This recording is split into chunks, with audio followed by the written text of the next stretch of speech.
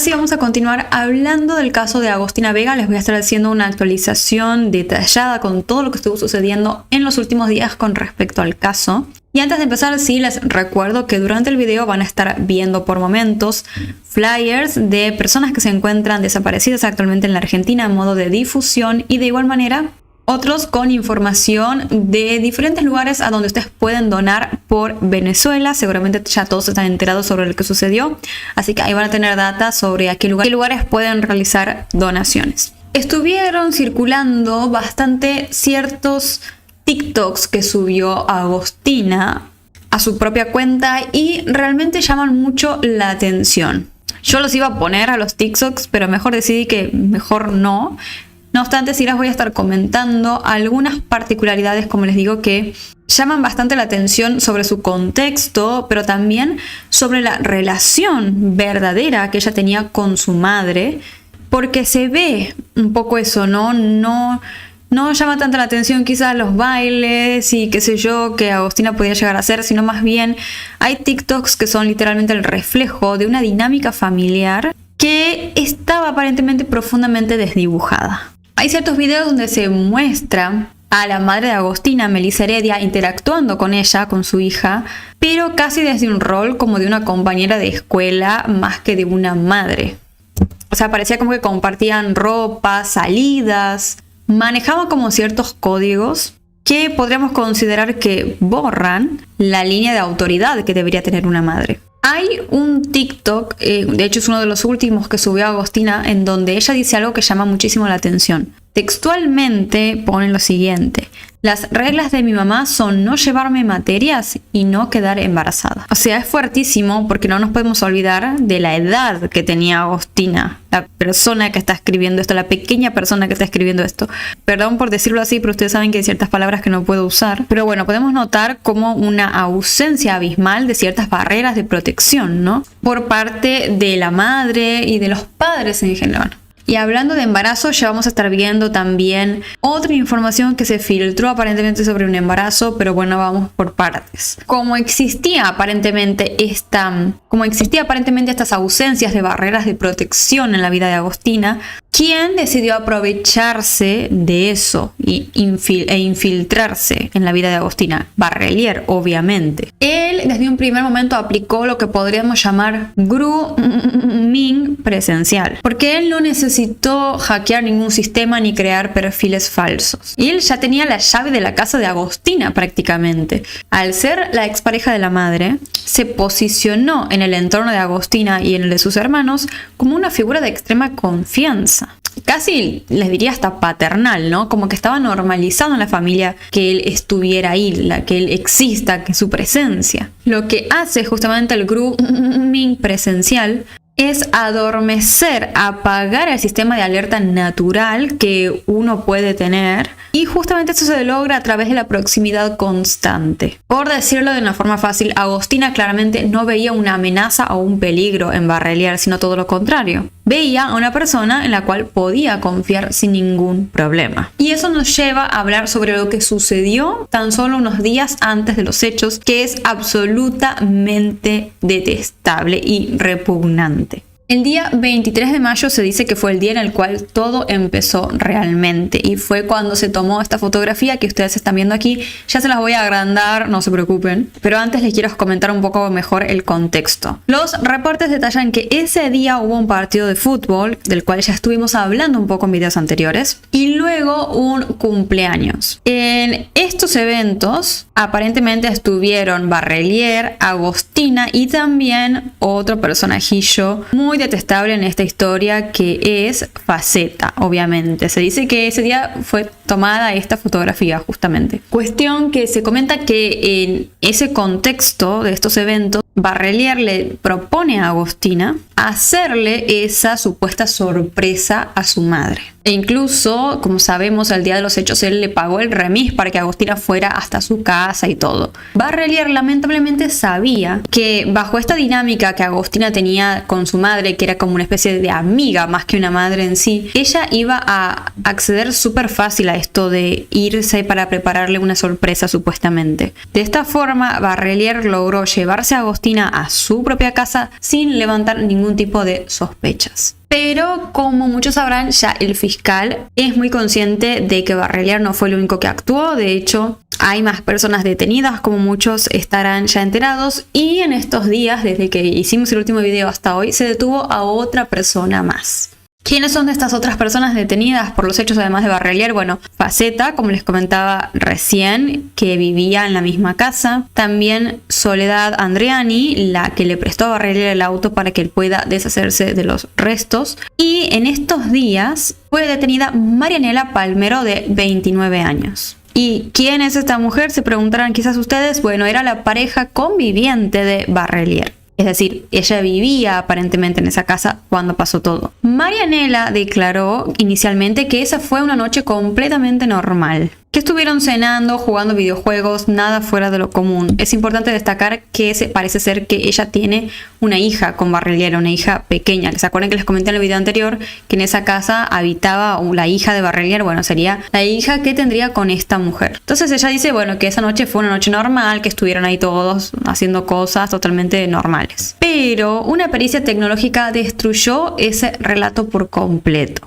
Resultó ser que Matías Córdoba, que era un inquilino que vivía en la planta alta de esa casa, reportó un dato devastador para la causa. Reveló que aquella madrugada, Marianela en realidad escuchó ruidos extraños. Y en lugar de, no sé, levantarse e ir a ver qué pasaba o llamar a la policía algo, agarró su celular y le mandó un mensaje de texto a Barrelier preguntándole qué había sido ese grito. O sea, literalmente eso, esos ruidos extraños que escuchó Marianela no fueron cualquier cosa, fueron gritos. Entonces ella le mandó eso a Barrelier, ¿no? ¿Qué son esos gritos? Y la respuesta de Barrelier fue directa y fría. Le ordenó a Marianela eliminar ese mensaje. Ahora, el haber escuchado gritos y encima haber eliminado un mensaje marca obviamente una diferencia muy grande de entre decir no me di cuenta de nada, para mí fue una noche normal, a encubrir un hecho de este tipo, como el caso de Agostina. Porque aquí estamos hablando de que por coherencia podríamos pensar que esta mujer sabía todo lo que había pasado y tomó la decisión de callarse y además después declarar que para ella había sido una noche totalmente normal. Es por eso que obviamente tomaron la decisión de detenerla, porque podría ser una encubridora o incluso, quien dice, capaz hasta una partícipe en todo lo que sucedió. Lamentablemente también hay nueva información sobre Faceta y su participación en el hecho. Y les digo que esto es totalmente indignante. Se comenta que mientras los vecinos y la policía, bueno, todos estaban en la búsqueda desesperada de Agostina, Faceta fue a la casa de la madre. Así como con intención de ayudar, supuestamente, ¿no? Bajo esa máscara. Y lo espeluznante de esto es que este tipo obviamente fue hasta allí con el objetivo de recolectar información desde adentro y si podía desviar la investigación. Otra cosa de la cual se estuvo hablando y criticando muchísimo en estos días es el tema del accionar de la policía durante esos primeros días de búsqueda. Porque después de que la madre ya había avisado que Barrelier podía ser una persona de interés en la investigación, por ser considerado posiblemente la última persona en haber visto a Agostina, sucedió algo muy particular. La policía fue a buscar a Barrelier hasta su casa. Por acá van a estar viendo las fotos, que es un frame de un video tomado por la cámara de seguridad. Lo buscaron a Barrelier desde la puertita de su casa, lo llevan hasta la comisaría, él se sienta, declara toda su historia inventada al principio, como muchos sabemos, y después la policía lo volvió a subir al auto y lo devolvió a su casa, así, como tratándolo como un rey más o menos. Pero esto es llamativo porque, como les digo, la madre de la joven que se encontraba desaparecida básicamente lo había señalado a él con nombre y apellido y dijo, esta fue la última persona posiblemente en ver a mi hija, y la policía no hizo más que buscarlo tranquilito, llevarlo a declarar que encima miente y después lo devolvieron a su casa como si nada. Y hay que tener en cuenta que todo esto sucedió en una ventana de tiempo crítica, porque como muchos ya saben, las primeras horas, los primeros días en una desaparición son cruciales, más las primeras horas incluso. Y ustedes estarán pensando, bueno, ¿qué es lo que podía hacer la policía? Bueno, es lógico que no podían ellos entrar a la fuerza, por ejemplo, a la casa de Barrelier sin una orden de allanamiento firme de un juez o sin una evidencia sólida e inmediata, como por ejemplo, no sé, escuchar gritos o algo así en ese momento. Sin eso, lógicamente, la policía no puede tumbar la puerta y meterse así nomás a la casa. Pero la ley procesal ofrece muchísimas otras herramientas para ese tipo de situaciones. Por ejemplo, podrían haberle solicitado el ingreso voluntario a la vivienda para echar un vistazo. O sea, la policía le podría haber dicho, che, ¿podemos entrar a tu casa? Que queremos ver algo como para descartar y listo.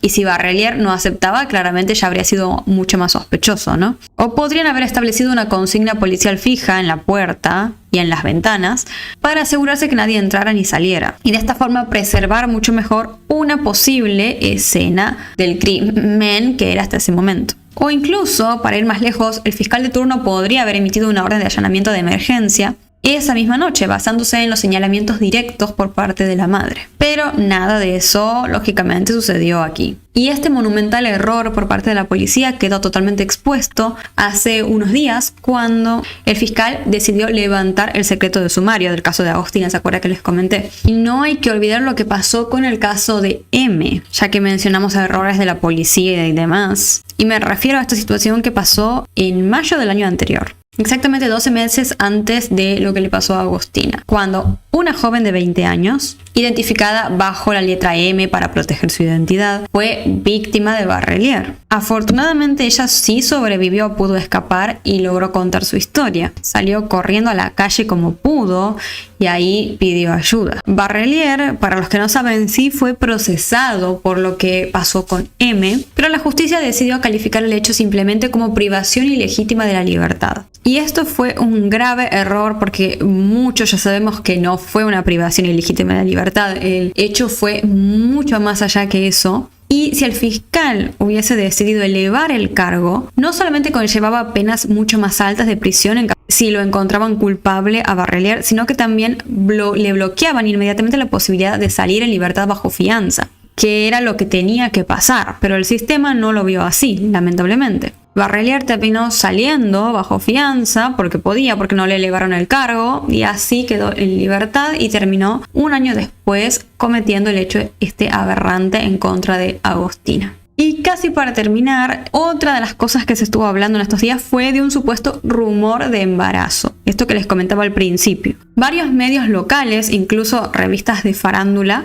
a nivel nacional empezaron a instalar como la hipótesis de que Agostina estaba embarazada y encima de Barrelier. O sea, una afirmación gigantesca, ¿no? Es como todo un montón. Pero los reportes oficiales de la autopsia preliminar destruyeron esa teoría por completo, en tan solo cuestión de horas, ya que básicamente pudieron descubrir que no existía ningún embarazo. Entonces, este fue un invento de alguien que se empezó a filtrar por todos lados, o directamente información que llegó mal desde un primer momento. No lo sé, pero bueno, si ustedes vieron algún tipo de noticia así, sepan que no es así, que Agostina no estaba embarazada cuando pasó todo lo que pasó. Bueno, y antes de terminar, me gustaría que veamos esta serie de publicaciones en donde se presentan capturas de pantalla de aparentemente los chats entre la mamá de Agostina y Barrelier cuando desapareció ella, ¿no? Aquí dice específicamente: este cruce de mensajes sucedió el domingo 24 de mayo, un día después de la desaparición de Agostina. Para ese momento, según la reconstrucción del fiscal, la adolescente ya había sido desvivida en la casa de Barrelier. La madre de Agostina le manda: Claudio, tenés media hora para que me consigas la patente del auto. Media hora te doy. Tengo 800.000 contactos en la policía y están buscando en otro lado, menos en donde tienen que buscar. Claudio, por favor, conseguime la patente del auto, dale, movete. Y Claudio le contesta: gorda, me estoy moviendo, no te pensé que estoy bien. Supongo que habrá que decir no te pienses que estoy bien o algo así, ni escribir, ¿sabe? Este tipo. Y la madre de Agostina le dice: no te estás moviendo, porque recién te despertás. Por favor, pedí las cámaras a los vecinos, decime por lo menos la patente del auto. Esto porque recordemos que Barrelier había inventado que Agostina se había ido de su casa en un auto para verse con un novio o algo así. ¿Cómo era el auto? Yo sé que dijiste que era un Gol rojo, pero por favor fíjate si alguien te pudo facilitar la patente, Claudio, porque la estamos buscando en un lugar que no la tenemos que buscar. Mira si le pasó algo, Claudio, por favor te lo pido, móvete, porque si no, voy yo hasta tu casa y pido yo las cámaras a los vecinos. No me hagas que haga esto, por favor, móvete. Y Barrelier le contesta lo siguiente: no me digas así porque sí estoy moviéndome. Me desmayé porque no daba más, pero sí me estoy moviendo. Ahí estoy con todo eso. Claudio, le dice la madre, tenés media hora para que me consigas la patente del auto. Media hora te doy. Este mensaje ya lo vimos igual. Tengo 800.000 contactos en la policía. Bueno, esto fue lo que ya vimos anteriormente. Y que la madre también abajo de eso le manda el icono de una carita llorando. Hay muchísimas personas que sospechan de la madre, creen que podría haber sido tranquilamente una entregadora. Yo la verdad no sé si habrá sido así. Sí me llama la atención un poco esta relación que había entre ellas, que ya vimos como que era más de amigas que de una madre con real autoridad sobre eso. Pero ya si la madre participó en algo, o si sabía algo o lo que sea, obviamente eso lo va a determinar la justicia. Mientras ustedes coméntenme qué opinan sobre eso y en general qué vienen opinando de todo este caso, y obviamente vamos a continuar siguiéndolo esperando total justicia por Agostina Vega, porque no es justicia parcial. Aquí, como dicen los familiares, tienen que caer todos los responsables, por ende se tiene que investigar bien y llegar a la total verdad para que todos los responsables paguen con el peso mayor de la ley. Vamos a estar atentos por un lado, obviamente, para ver cómo avanza el juicio y para ver si podemos sacar nuevos capítulos de la serie, pero la verdad siento que va a ser un poco complicado hacerlo en los próximos días porque hay mucha información con esto del juicio y bueno, está quedando difícil obviamente darle espacio a nuevos episodios de la serie, pero bueno, no importa, de alguna forma u otra vamos a estar atentos a cómo avanza el caso de Loa. Ahora sí vamos a continuar con una actualización del caso de Agostina Vega. Vamos a estar viendo todo lo que estuvo sucediendo en el caso en esta última semana y media aproximadamente. Y vamos a empezar con estas nuevas imágenes que salieron de Claudio Barrelier a muy poco de haber cometido el crimen, que sale de su casa y empieza así a ver por las cuadras cercanas en dónde están las cámaras de seguridad. Hacia dónde apuntan, qué podrían haber mostrado o haber filmado. Como ustedes pudieron haber visto en las imágenes, Barrelier no se esconde, no intenta taparse, nada. Sale así nomás, lo más bien, y se pone así a mirar y a contar cuántas cámaras más o menos hay y a distinguir hacia dónde apuntan. Con total tranquilidad lo hace, como cualquier persona. Y para entender el por qué alguien que acababa de cometer un hecho tan atroz salía como si nada, con total tranquilidad a hacer esto, tenemos que ir más allá de lo que podría haber estado pasando en su mente. Tenemos que mirar lamentablemente hacia las esferas del poder, porque estas imágenes reflejan a alguien que pareciera estar convencido que las reglas normales no van a aplicar en él mismo. Digamos, están mostrando a alguien que se siente intocable, quien cree que siempre va a existir alguien más arriba que va a estar totalmente dispuesto a salvarlo. Recordemos que Barrelier era la expareja de la madre de Agostina, que él no es que fue un secuestrador así operando entre las sombras, no, era una persona de confianza para la familia, para Agostina sobre todo y sus hermanos, que se aprovechó de esa confianza para engañarla y llevarla hasta su casa a su conveniencia, ¿no? Hablamos aquí de una persona que podríamos considerar estratega para cometer este hecho espantoso. Inteligente, entre comillas, si se quiere. Pero esa inteligencia maquiavélica pareciera como evaporarse por completo, ¿no? En estas horas posteriores a los hechos. Porque como les digo, si uno sería medianamente inteligente, no vas a salir así totalmente a la vista a mirar las cámaras de seguridad y básicamente decir, hola, soy yo, mírenme, miren mi cara, ¿no? Y no solamente fue eso lo que hizo Barrelier, porque sabiendo que había cámaras que lo estaban grabando y todo, él salió con Soledad Andreani, se subieron al auto, cargaron los restos de Agostina, lamentablemente. Todo eso siendo conscientes de que posiblemente estaban siendo filmados, ¿no? Nuevamente presentándonos a una persona, a un criminal totalmente improvisado y no a esa mente maestra que formó, quien armó el engaño inicial. Y en psicología criminal podemos relacionar quizás esto con una especie de disonancia cognitiva extrema provocada por un narcisismo galopante. O sea, estoy diciendo con esto que Barrelier se cree superior y más o menos así. O sea, él fue consciente de que cometió un hecho aberrante y necesita ocultarlo. Pero su ego le dice que es tan superior a la policía y al sistema judicial que no necesita esforzarse mucho en hacerlo bien. Cuando un delincuente se siente protegido por el sistema, obviamente va a perder el miedo. Y sin ese miedo viene lógicamente la negligencia. Esta negligencia o el pensar que no te va a pasar nada o que estás protegido por el sistema después involucra también al círculo íntimo de Barrelier y esto le agrega una capa más de horror a este caso. Tenemos a Marianela Palmero, la pareja actual de Barrelier, que la imputan porque ella esa misma noche fatal, la noche de los hechos, le envió un mensaje de texto a su pareja y le preguntó qué fue ese grito. O sea, mientras ella estaba ahí en la casa, escuchó que alguien gritaba dentro de la propiedad. Y también tenemos, por ejemplo, el caso de Faceta, quien lógicamente cuando volvió a la casa algo notó. Sabía que algo extraño había pasado. Pero todos ellos tomaron la decisión de como que hacerse los tontos, ¿no? A ver, esto lo podemos llamar como una especie de ignorancia voluntaria. Hacer este esfuerzo mental activo de ignorar que algo terrible literalmente está sucediendo a 2 metros tuyo. Esto puede suceder por varios motivos, es decir, hay muchas causas por las cuales una persona puede tomar la decisión de hacerse el tonto, ignorar ese tipo de cosas. Por un lado puede ser tenerle miedo al victimario, a la persona que está cometiendo el hecho, y en otras ocasiones puede tratarse de, por ejemplo, una dependencia económica para con el victimario. O también podría suceder, por ejemplo, quizás porque la violencia se ha normalizado tanto en ese lugar, quizás en esa casa, que un grito, por ejemplo, en la madrugada ya no es motivo suficiente como para, no sé, contactar a las autoridades, por ejemplo. Pero tenemos que volver a este tema de dónde venía exactamente como esa invulnerabilidad de Barrelier, esta sensación de que podía salirse con la suya. No viene solamente de que haya sido un tipo totalmente egocéntrico, no. El exceso de confianza criminal casi siempre está subsidiado por un historial de consecuencias evadidas. Y aquí es cuando, lógicamente, las sombras del poder local cubren por completo la escena. Ahora tengo que hacer una pausa importante en este punto para avisarles que las siguientes afirmaciones provienen de las declaraciones oficiales de la querella y del entorno familiar a los medios de comunicación. No es la intención aquí tomar ningún tipo de postura política ni nada por el estilo. Simplemente reportar lo que las fuentes han documentado.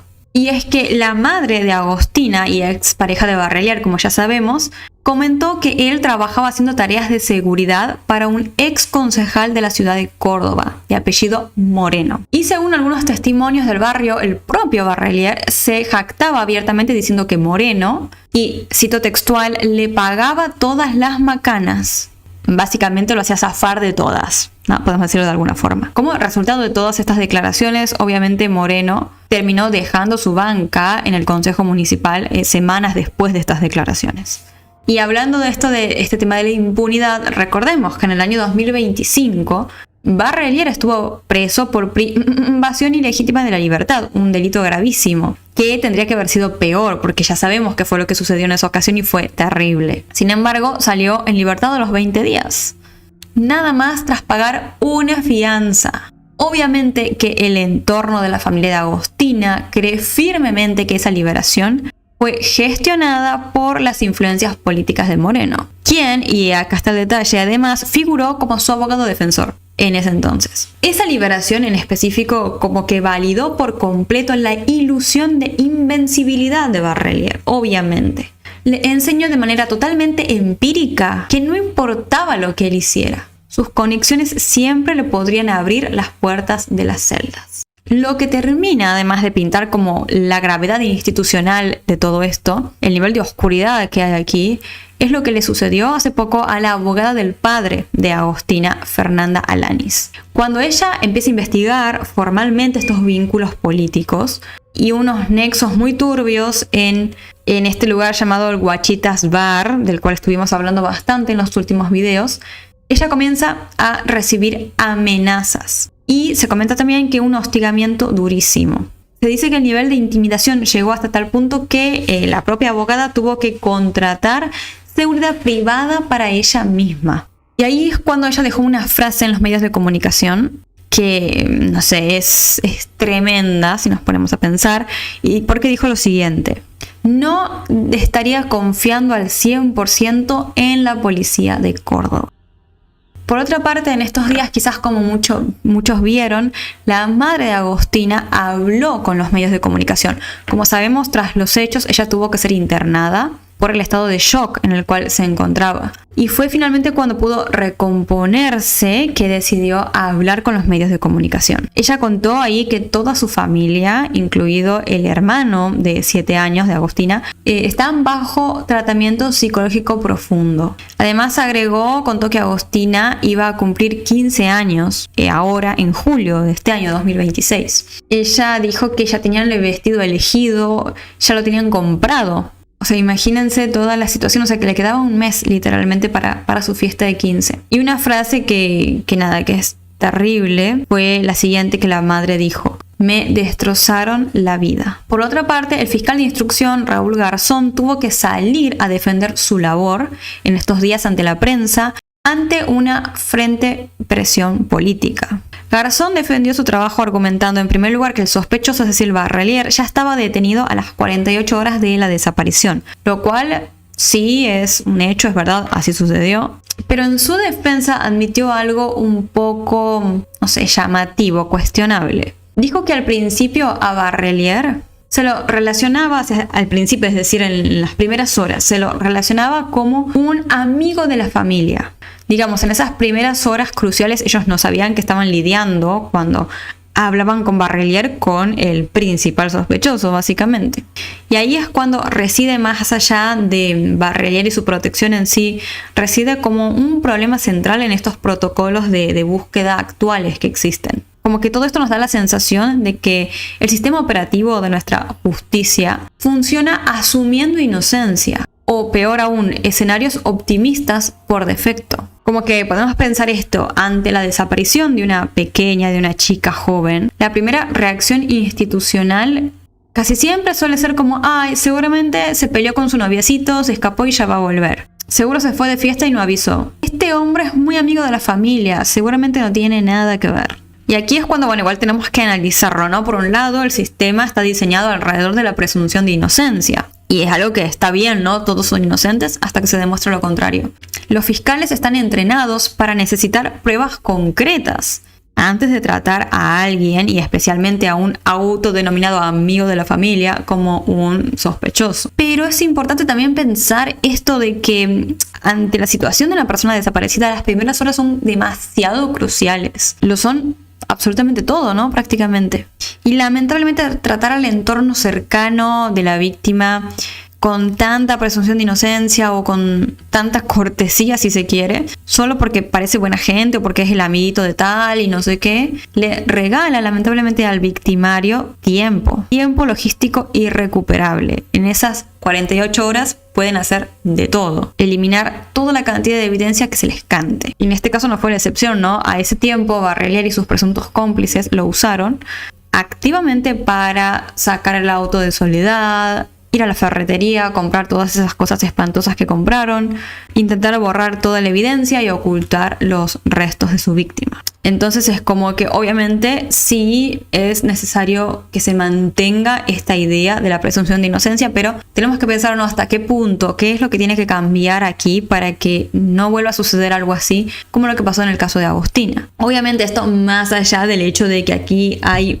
un tremendo encubrimiento y, como les digo, este tema de la impunidad que se le dio a Barrelier a través de sus contactos de poder. Eso ya es algo que es otro tema, que es un espanto. Y aquí están claramente las consecuencias, ¿no?, de cómo dejaron libre a un tipo que era un peligro y terminó cometiendo este hecho aberrante. Entonces yo espero honestamente que al menos lo que le sucedió a Agostina no sea en vano, al menos que genere un cambio, ¿no? O sea, como nos mostró una realidad de la provincia de Córdoba y una realidad que posiblemente sucede seguramente en otras, sí sucede en otras provincias, de cómo se manejan estas personas que tienen estos contactos, de la impunidad con la que viven, de esa tranquilidad de decir yo puedo cometer el delito que quiera y no me va a pasar nada porque Pepito me protege, y de lo peligroso que es esto para la sociedad, para las mujeres y para los pequeños y para las pequeñas. Así que esperemos que este caso no quede en el silencio, en la nada. Tenemos que recordar a Agostina un poco, siento yo, como esa imagen de decir basta de que los contactos le den el poder a estas personas peligrosas, o sea, basta porque son un peligro para toda la sociedad.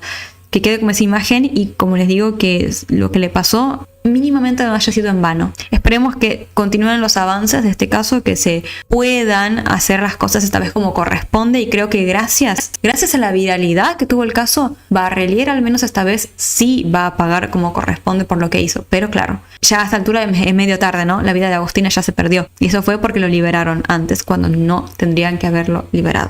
Espero les haya resultado de interés este video. Eso ha sido todo por ahora. Vamos a empezar entonces con una actualización del caso de Agostina Vega, y hay muchísima información, así que vamos a ir rapidito con algunas cuestiones que estuvieron pasando en estos días para centrarnos en lo más importante. Y no sé si sepan, pero las autoridades tomaron la decisión de trasladar a Barrelier, que es el principal sospechoso en este caso, al penal de máxima seguridad en Cruz del Eje y bajo régimen de aislamiento. Esta decisión no se toma a la ligera, lógicamente. Responde a amenazas reales de otros internos, supuestamente, o sea, amenazas por parte de los internos hacia Barrelier, pero también con este traslado se neutraliza un poco la capacidad de Barrelier que podría tener por ahí para seguir manipulando los hechos y su entorno desde adentro de esa prisión donde estaba antes, o su propio entorno. Entonces lo aíslan para cortar justamente esa posible red que pueda estar teniendo. Y aquí es cuando tenemos que volver a hablar de Marianela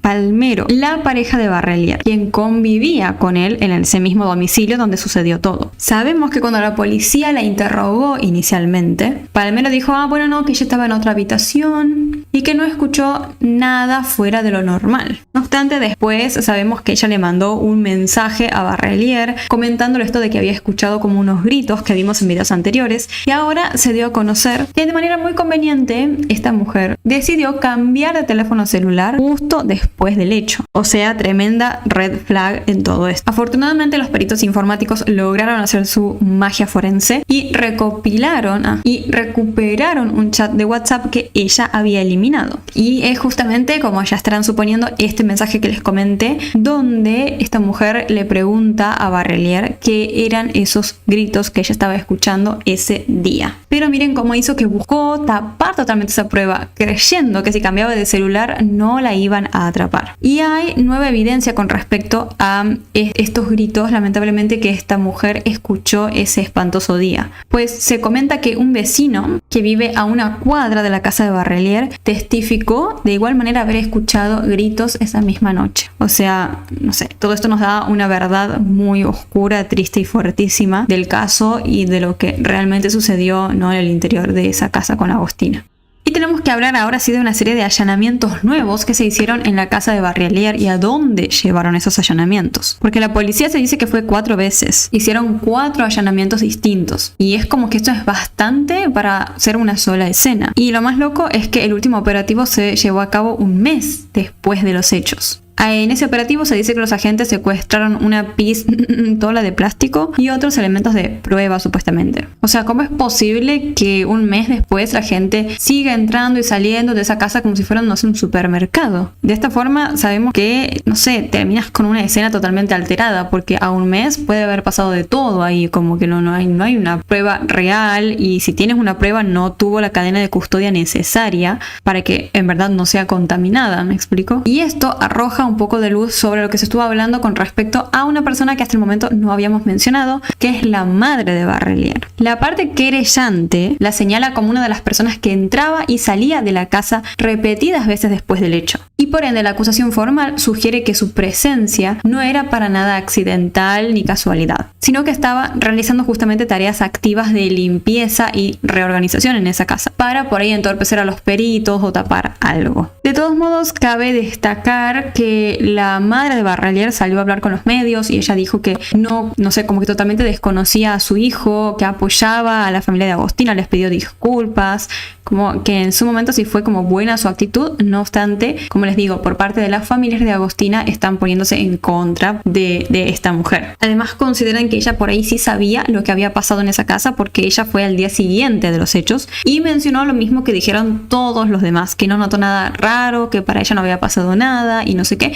Entonces piensan de que por ahí ella sí quizás vio algo extraño, no obstante decidió en ese momento quedarse callada y no contar absolutamente nada. Esto es algo que obviamente no se sabe, ya lo veremos con el tiempo, a ver qué otras pruebas siguen saliendo y que termina decidiendo la justicia. Pero por parte de los familiares de Agostina siento que es entendible que quieran como intentar apuntar a todos los lugares posibles, porque ellos quieren, y debería pasar, ¿no?, que terminen cayendo todas las personas involucradas, no solamente autores, materiales y demás, sino de igual manera los encubridores. Y hablando de la familia de Agostina, tenemos que pasar a hablar de ellos ahora justamente, porque en este caso sucede algo muy particular, y es que la querella está como partida a la mitad. Por un lado tenemos a Gabriel Vega, el padre de Agostina, y por otro lado a Melissa Heredia, la madre. Ella logró ser aceptada como parte querellante independiente. Ella estuvo hablando, como vimos en videos anteriores, bastante con los medios de comunicación y suelta en muchas de esas entrevistas como información muy dura que estuvimos viendo también en esos videos. Bueno, no solamente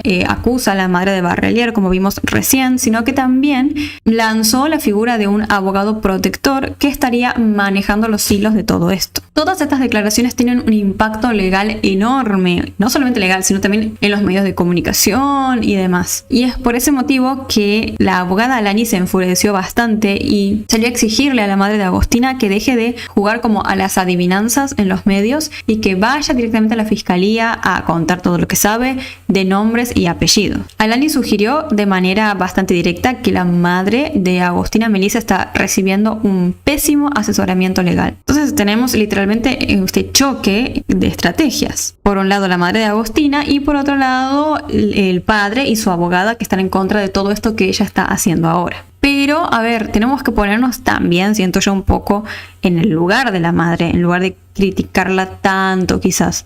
Alanis pide nombres concretos y acusa de mal asesoramiento. Pero tenemos que pensar que posiblemente esto de Melissa de tirar cosas en televisión y no dar nombres específicos y demás podría ser una estrategia de supervivencia, básicamente. Quizás ese silencio a medias nazca de un miedo ante su propio entorno, que genuinamente podría atentar contra su vida si ella llegara a revelar por ahí todo lo que sabe de golpe. Además, tenemos que pensar, al menos yo pienso que es una madre que está pasando por la situación más espantosa, no sé, que puede llegar a existir, y es como que no le podemos pedir tampoco mucha coherencia, ¿no? O sea, está haciendo lo que puede con lo que está viviendo y, no sé, hay que tener un poco más de empatía, me parece, para con ella. No obstante, lógicamente tenemos que entender que ahora, como les decía, ella fue aceptada como querellante en la causa. Y ser querellante no es solamente tener acceso al expediente, por ejemplo, leerlo una vez y ya está. Cuando una persona se constituye como querellante, el Estado le otorga un poder inmenso. Tiene la capacidad de impulsar medidas, proponer peritajes y actuar casi como un fiscal en la causa. Casi, tampoco es como un fiscal, pero casi. Pero claro, ese poder conlleva una responsabilidad, como todos sabemos. Lo ideal sería que no lances declaraciones gravísimas al aire, así en la prensa, sin plasmarlas formalmente en una declaración judicial, siendo querellante. Porque estás como, si no, obligando a la fiscalía a destinar recursos que ya sabemos que son limitados, por ahí a perseguir fantasmas mediáticos o cosas que no son pruebas reales, ¿no? Nuevamente, este es un reclamo bastante frío, como les decía, para mí. Sí, si lo vemos desde el punto de vista de la lógica, es así, pero estamos hablando, como les decía, de una madre que está pasando por un momento espantoso y claramente uno hace lo que puede en esos momentos. Pero es importante mencionar esto que dice la madre, de que Barrelier y demás siempre estuvo metido en un ambiente bastante complicado. Porque tenemos que volver a las declaraciones que dio una testigo que podría cambiar por completo toda la idea que tenemos de este caso. ¿Se acuerdan que estuvimos hablando en videos anteriores de esta testigo misteriosa, esta mujer que se hacía llamar Carla, que se decía era una ex trabajadora, ya saben de qué tipo, del Huachitas Bar, que acordémonos, en este establecimiento se decía que trabajaba Soledad Andriani, quien le prestó el auto a Barrelier para que escondiera los restos de Agostina, el famoso Ford Ka negro. Esta mujer Carla volvió a hablar en estos días y dio detalles extremadamente fuertes y escalofriantes. Ella dijo que este caso no corresponde solamente a la bio de género, sino que podría haber habido un brutal ajuste de cuentas motivado por deudas del NAR, ya saben qué. Como les estoy diciendo, las acusaciones que dio Carla en estos días son de un calibre pesadísimo. Ella afirmó que en el entorno de Barrelier se compraban mujeres, estableciendo un sistema de sometimiento químico y económico espantoso. Y Carla, la testigo, no se quedó ahí. Aseguró que ese bar era frecuentado por personas de muchísimo poder, desde empresarios hasta figuras del ámbito judicial. Pero el golpe más duro de su testimonio va dirigido directamente, aunque no lo puedan creer, al núcleo de la familia de Agostina. Es muy fuerte esto que contó, chicos, les aviso. Carla relató que Agostina ya había sido internada previamente y aseguró que no fue por un problema de salud común, sino por un intento de la familia por sacarle la droga del líquido rojo. No que pone tanta censura que espero se haya entendido. Líquido rojo ya sabrán qué es. La testigo acusó a la familia de ocultar esta vulnerabilidad extrema de Agostina. Como les dije, es una declaración bastante fuerte y la acusación más grave, nuevamente, aunque no lo puedan creer, recayó sobre Miguel, el abuelo de Agostina, del cual incluso estuvimos hablando en videos anteriores. Carla señaló públicamente que él tenía vínculos históricos con el NAR, ya saben qué, en la zona del mercado norte de la ciudad. El abuelo Miguel, lógicamente, ante esto salió a defenderse, negó cualquier historial vinculado al NAR, ya saben qué, reiteró su fe absoluta en la labor del fiscal Garzón y pidió algo que parecía medio imposible ya a estas alturas, que es separar los tantos. O sea, él dijo que separemos lo que sucedió con su nieta Agostina de las cosas que pasaban y quizás siguen sucediendo en el Huachitas Bar. Y de hecho es importante mencionar que los vecinos del barrio de Agostina le dieron un respaldo inmenso a la familia. Hasta se levantaron ellos un altar lleno de flores para Agostina, lógicamente, en el día en el cual habría sido la fecha del cumpleaños de sus 15. O sea, en general, como que se podría decir que en el barrio apoyan a la familia de Agostina, no es que se van en contra como lo hizo esta testigo. Pero bueno, ¿qué opina la justicia de todo esto? Bueno, algo muy interesante que sucedió fue lo siguiente. Hay un elemento que pareciera obligar a la justicia a tomarse muy en serio el testimonio de Carla, a pesar de que sus acusaciones aún no están comprobadas en un tribunal. Y es que, ¿qué pasó en estos días? Resulta ser que la famosa Carla ya no es anónima, mostró su identidad.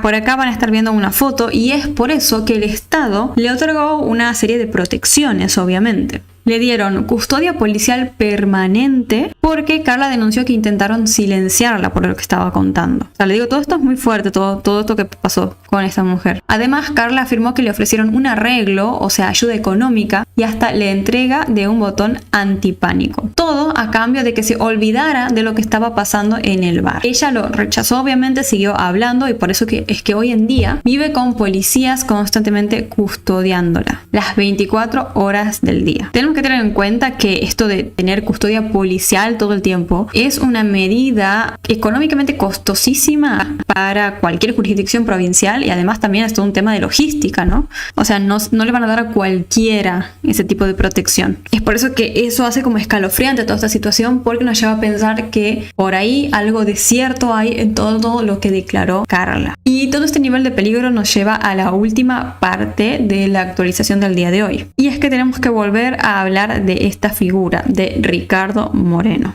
Para poner en contexto, estamos hablando aquí de un abogado penalista con una larguísima trayectoria, quien además, como vimos en videos anteriores, ocupaba el cargo de concejal, alguien en general con mucho peso político y legal, básicamente. Moreno y su socio tomaron la defensa de Barrelier en el hecho anterior, acordémonos, al de Agostina, el caso de esta chica que sí logró escapar y contar toda la verdad. Según contaron, ellos renunciaron a esa defensa porque supuestamente Barrelier les estaba mintiendo a ellos en la cara, haciendo imposible sostener una estrategia de defensa que no terminara en un papelón absoluto. Pero el verdadero problema vino después, tras los hechos de Agostina, porque Moreno se vio forzado, como vimos también en videos anteriores, a renunciar a su banca como concejal, no por esa defensa en sí, sino más bien por el nivel de toxicidad política que empezó a generarse alrededor suyo, debido a todo esto que salió a la luz, obviamente. Moreno denunció públicamente haber sido víctima de una extorsión flagrante y aseguró que, por ejemplo, vivió cosas así como que un periodista local lo contactó exigiéndole el pago de $10.000. Lo amenazó diciéndole que si no le pagaba, él iba a iniciar una campaña mediática vinculando falsamente su nombre con la red de NAR, ya saben qué, que supuestamente estaba rodeando al caso de Agostina. El objetivo declarado de este chantaje, según el propio Moreno, era generar un desgaste masivo en la imagen del gobierno municipal y provincial, de cara, lógicamente, a las elecciones del año 2027. Además de todo esto, recordemos lo que vimos en videos anteriores, de que se decía de que Moreno era como mano derecha, por eso están viendo esta foto de aquí, de Barrelier, y él le pagó, arregló todo para que justamente salga en esa ocasión, cuando fue acusado por la chica que logró escapar, que salga así nomás, Barrelier que quede libre, y por eso pudo cometer el crimen de Agostina. Bueno, todo esto lo hablamos en videos anteriores, pero lo explico como muy resumidamente por encima para los que no vieron eso o no se enteraron. Este obviamente fue un rumor muy fuerte que hizo que explotara más toda la situación alrededor de Moreno, y él tuvo que salir a hablar y a explicar exactamente qué fue lo que supuestamente pasó, al menos en su versión. Se decía que Barrelier había sido liberado gracias a haber pagado una fianza de varios millones de pesos, y todo esto gracias justamente al apoyo de Moreno. Y en su defensa, este último explicó cómo funciona supuestamente el sistema de fianzas. La justicia cordobesa, como muchas otras, según contó, utiliza un sistema de cauciones basado en unidades de valor conocidas como JUS. ¿Qué es esto exactamente? Un JUS es básicamente una unidad de medida abstracta. Está atada generalmente al sueldo de un juez de primera instancia y se usa justamente para calcular honorarios o fianzas de forma actualizada. Entonces, ¿qué quiere decir con esto? Como que dio a entender que cuando a un imputado se le fija una fianza de varios millones de pesos, como fue en el caso de Barrelier, no es que tiene que ir el acusado a pagar así billete con billete esos millones para quedar libre. Lo que se hace es, al menos según lo que yo entendí, una caución juratoria o una fianza personal, en donde abogados y otros profesionales firman como garantes, poniendo sus propias matrículas o incluso propiedades como respaldo de que el imputado, por ejemplo, no se va a fugar, no se va a ir a otro país, no va a entorpecer la investigación ni nada de eso, y por eso puede salir en libertad. Según Moreno, es un compromiso legal y patrimonial documentado. No es un maletín lleno de dinero oscuro por el cual él logró hacer que Barrelier termine saliendo de la cárcel. Ahora, ustedes decidirán qué lado quieren creer, al menos por el momento. Piensan que aquí hay corrupción, que no hay corrupción, que Moreno tiene razón, que no la tiene. Bueno, eso quedará ya en la opinión de cada uno, al menos por el momento, hasta que, bueno, vayamos viendo cómo avanza todo esto, ¿no? Pero lamentablemente vemos aquí, como en el caso de Agostina, se sigue repitiendo esto que sucede en muchos de estos casos que son así complicados, donde hay cosas raras, que se mediatizan mucho, que comienzan a suceder todas estas cosas que embarran un poco la cancha y nos desvían la atención de lo importante. Como hablamos también en el caso de Loan, lo importante aquí es saber qué le pasó a Agostina, quiénes son los responsables, y que el foco esté básicamente en eso, ¿no? Y después, bueno, se verá a dónde más se puede ir o qué más se puede descubrir en base a eso, pero no es importante como no desviarnos tanto de lo verdaderamente importante en esta investigación. Así que bueno, esperemos que las investigaciones justamente sigan avanzando en estos días, y vamos a estar atentos a ver qué más sucede con el caso de Agostina Vega. Instagram suele vender perfección, familias ideales, lujos, viajes y sonrisas, que parecen literalmente salidas de una película. Para más de 150.000 personas, la cuenta de la influencer de moda argentina Geraldine Mayer era exactamente eso. Un reflejo de la vida soñada. Una licenciada en comercio, influencer de moda, madre de 2 hijos hermosos, viviendo en una hermosa residencia en Miami. Pero el día 10 de julio de este año, una bomba digital detonó el internet argentino. Tomás Cataldi, el hijo de esta mujer, publicó un video que lo cambió todo. Sus primeras palabras congelaron por completo a la audiencia, pues dijo lo siguiente: Me cansé de estar callado por 20 años. Quería decirles cómo sobreviví a mi madre narcisista, manipuladora y a su mal trato psicológico. Para entender mejor este caso tenemos que retroceder casi que una década en el tiempo, cuando la familia residía aún en Buenos Aires, más específicamente en Nordelta. Para muchos, Tomás crecía en un entorno privilegiado, pero puertas adentro su realidad era muy distinta y espantosa. Según relató Tomás en el programa de televisión argentino El Diario de Mariana, las agresiones por parte de su madre hacia él comenzaron cuando él estaba cursando la escuela primaria. El detonante, según recuerda, fue cuando empezó a irle muy mal académicamente.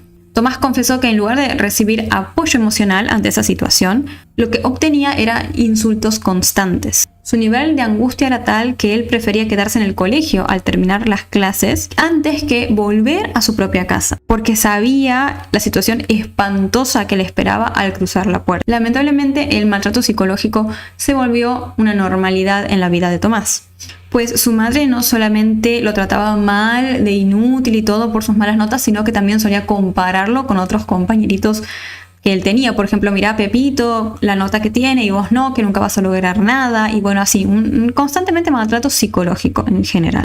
Años más tarde, la familia decide mudarse a Miami. Fue ahí justamente donde se comenta que el perfil de Instagram de Geraldine Mayer como que terminó por explotar, por así decirlo, mostrando una vida de lifestyle, compras de lujo y una supuesta vida familiar perfecta. Pero lejos de las cámaras, el control de esta mujer hacia su hijo Tomás se volvió extremo en ese tiempo y ya rozaba la deshumanización. En los chats y audios presentados por el joven en este video que se volvió viral, se destapó una de las facetas más crueles de la convivencia, porque ahora ya no se trataba solo de maltrato psicológico, sino que también apareció la restricción alimentaria. Tomás contó, por ejemplo, que él asistía al gimnasio durante varias horas y al regresar su madre le prohibía comer bajo el argumento de que la cocina cerraba a las 2 de la tarde. Entonces, si vos volvías después de eso, ya no podías cocinarte nada. Básicamente lo trataba como si viviera en un restaurante y no en su propia casa, y lo privaba literalmente de poder cocinarse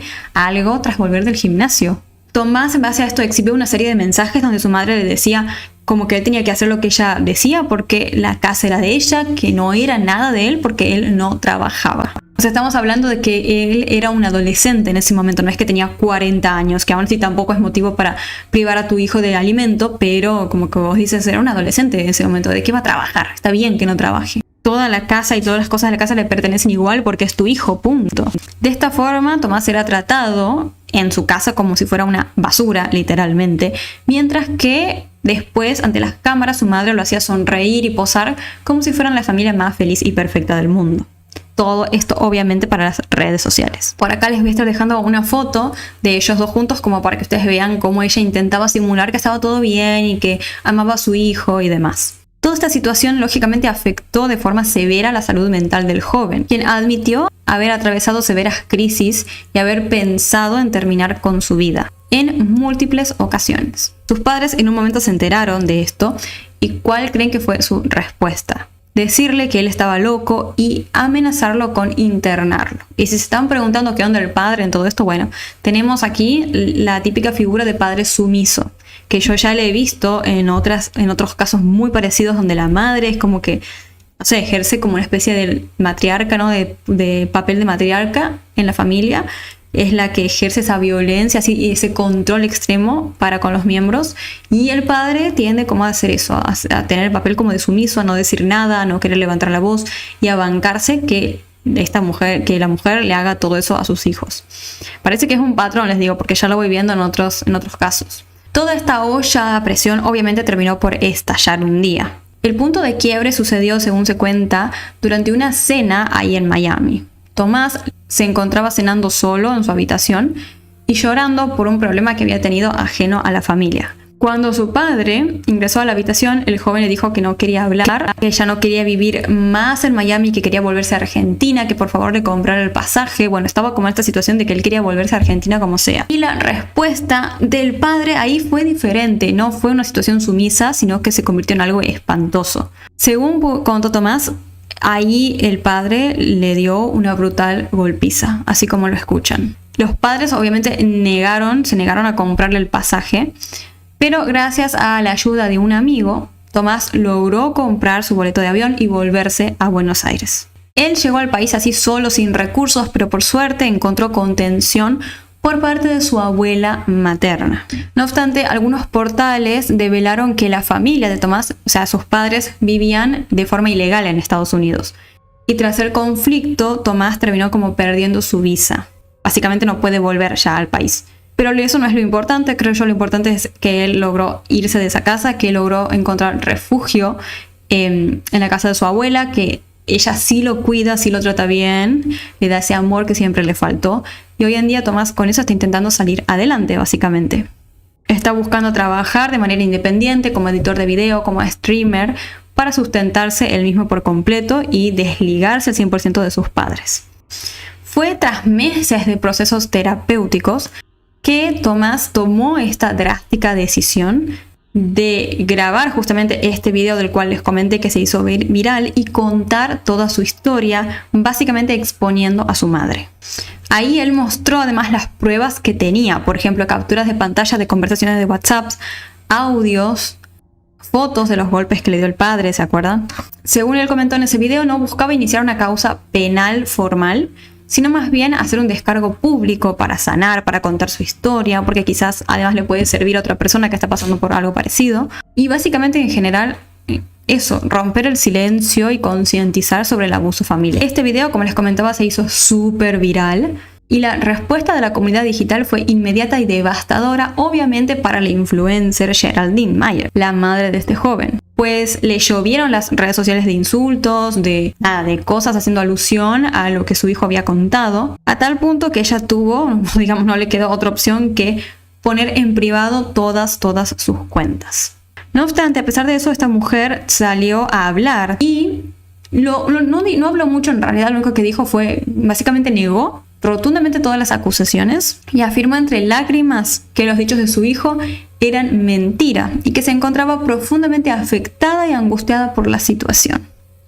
Por su parte, Tomás fue a diferentes programas de televisión en esos días para ratificar sus dichos, dejando en claro que su intención no es sembrar odio ni nada de eso, sino más bien ser escuchado, y espera que sus padres ahora busquen ayuda psicológica. También él está muy interesado en intentar proteger el bienestar de su hermana, porque tiene una hermana menor de 7 años que lamentablemente se encuentra actualmente viviendo con sus padres en Miami.